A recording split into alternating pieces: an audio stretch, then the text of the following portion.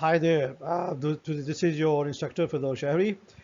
Today we are going to discuss about organizational environment and cultures. So let's get started. So the contents are the external environments, general environments, the specific environments, and then we discuss about the internal environments. So what is an external environments? Now external environments are usually the surroundings of the organizations. Now, when we say university, that is being funded by higher education, the federal government, okay, the state governments, the tax departments. So that is called the external environments. So what are the external environments? They are all the events outside the company that have the potential to influence or affect it. And then we can have the environmental change. It is the rate at which the company's general and the specific environment change. Now we have the three types of environment. We have the stable environment, dynamic environment, and punctuated equilibrium theory. So what is environmental change? So let's have a look at the stable environment. So the stable environment is the rate of the change is slow. We can say that the change happens very slowly. Simple example could be the bakery item, say a bread that is being baked, wrapped, and developed to the stores each day as much as it was decades ago. So there is hardly any change in the bakery products. And then we have the dynamic environments that it's just the opposite of the stable environment. It is the rate of change is fast. So we can say the mobile industry, the gaming technologies. So the technology come very fast. Maybe after 3 months, after 4 months, there is a new game that comes into the market. There are new mobile phones that come into the company. So we can say the mobile industry, the game industry, that is the dynamic environment. And then we have number three, that is called the punctuated environment. That is what the companies go through long periods of stability during which the incremental change occurs. Now, the best example of the punctuated environment is the US airlines. Environmental complexity, how complex, how difficult is your environment? So there are number and the intensity of the external environment that affect the organizations. So what is simple environment? We already discussed. That is also called the stable environment. So it is what with a few incremental factors. I already give you the example of the dairy products. So the dairy industry is an excellent example of the simple environment. Now, automatic milking machine, for example, milk is being produced in the same way as today it was 100 years ago. Complex environment with many environmental factors such as the telecom industry, the mobile industry, the car industry, and so on. Now, we have a concept that is called resource scarcity. Scarcity means limited resources. So there is abundance or the shortage of critical organization resources in an organization external environment. So how much resources organization have? Do they have abundance of resources? Do they have abundance of financial resources? Do they have a big infrastructure? Do they have more number of machines, equipments, and gadgets? Or do they have any shortage of skilled labor and so on? And then we have uncertainty. Uncertainty is the extent to which the managers can understand or predict which environmental changes and trends will affect their businesses. So we as an individuals, we as the marketers or industrialists, we are always surrounded by uncertain situations. We don't know what is going to happen in the next month, even next minute, next day. So we are living in we can say the uncertain situations. Now here we can have the simple illustration of environment elements of organization elements. So we can have the economic environment. So what is economic environment? The current state of a country. That is, for example, is it the growing economy? When we live in a growing economy, people have they have more working conditions, they have good wages, and they are growing, and therefore people they have more money to spend.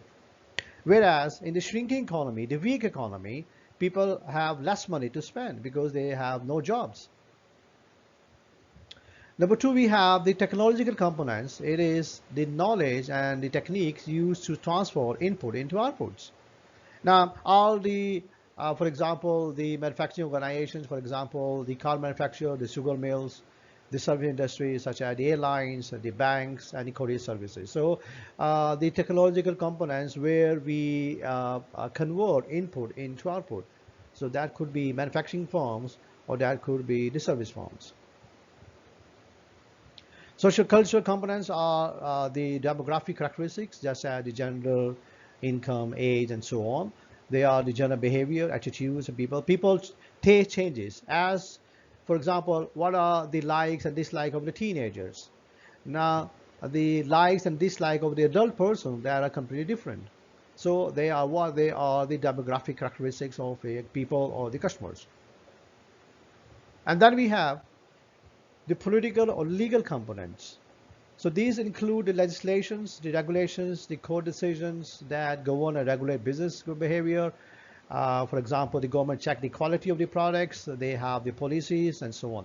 Now, when the new government comes into the power, they may come up with the new projects, and they may going to terminate the previous ongoing projects so that they can get all the credits of the new projects. Then we can have the specific environment. So specific environments are what we can have the customer components. Number one, customers. So what are the customers? So they are what they are the purchase products. What kind of products they purchase? The services. Without them, companies cannot survive.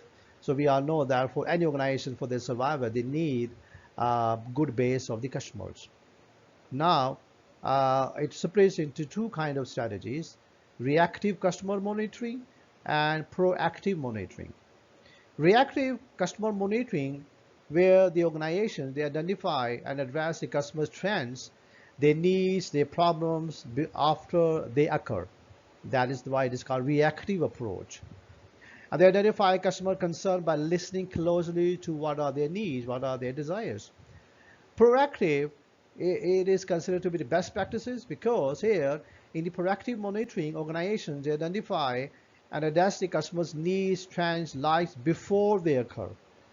So more of the scholars they are of the suggestions that proactive approach or proactive monitoring considered to be the best approach. Number two are called the competitors. So who are the competitors? Competitors are also called the rivals. Those companies that sell almost similar products and services to almost a similar target audience. So we can say who are the competitors. They may be the companies, say automobile industry, Toyota. We can have a Honda, Ford, Nissan, and General Motors. They are in competition, so they are competitors. Then we have the suppliers, number three. Who are the supplier components? They are the companies that provide you the raw material, they provide you the human resources, the financial resources, they provide you information resources to the companies. They enter processes to computer manufacturers, tires to manufacturer organizations or automobile industries, sugar cane to the sugar mill. So all they are what? They are all the supplier components. And there are two factors of the supplier components. So let's have a look into these two factors. So that is called the industry regulation components. So what are the industry regulators? Industry regulations. These are the regulations and the rules that govern the business and business practices and procedures of specific industries, businesses, and professions. Now, the best example is the U.S. Department of Agriculture and the Food Department and the Drug Administration that regulate the safety of the food. They try to inspect whether the food is hygienic. The seafood processors are required to identify any toxic material that can cause serious human health. Now, number five, that is called the advocacy groups. So they are the groups of concerned citizens or individuals who band together to try to influence the business practices of the specific industries, the businesses, and the professions. Supplier components, again, I already told you there are two components. They are the supplier disturbance dependence, and then buyer dependence. So who are the supplier dependents? The degree to which the company relies on the supplier because of the importance of the supplier products to the companies and the difficulty to finding other sources of their product. Now, the biggest oil refinery, Aramco, that is based in Saudi Arabia, that is considered to be the biggest oil refinery, and most of the countries, even countries, they depend on the major supplier of Aramco because they regulate the oil prices. Number two, called the buyer dependence. Here, the buyers, they are powerful. So who are the buyer dependents? Who are these? The degree to which the supplies relies on the buyer because of the importance of the buyer to the supplier and the difficulty of finding other buyers for his products. The best example of the buyer dependence are the airlines. Food supplied to the airlines, for example, the Emirates airline, for example, American Airlines, the Qatar Airways, the Lufthansa, and others, they are the giant buyers. So the suppliers, in fact, the companies depend on these buyers because the buyers, they are powerful. So they can influence the supply, they can control the supplies. Then we come into the internal environment. These are the working conditions within the organization, as the name implies, internal environment. So what are these? The events and the trends inside the organization that affect management, employees, and organization culture. So how do we define organization culture? These are the values, beliefs, and attitudes shared by organization members. For example, the Microsoft share the founder, Bill Gates, to stay ahead of the competitors. Organization stories to make sense of the organizational events and changes and to emphasize culturally consistent assumptions, decisions, and actions. For example, the Walmart stores in the US. Number three are the organization heroes. People celebrate for their qualities and achievements within their organizations. Thank you very much. I hope you understand and enjoy my lecture.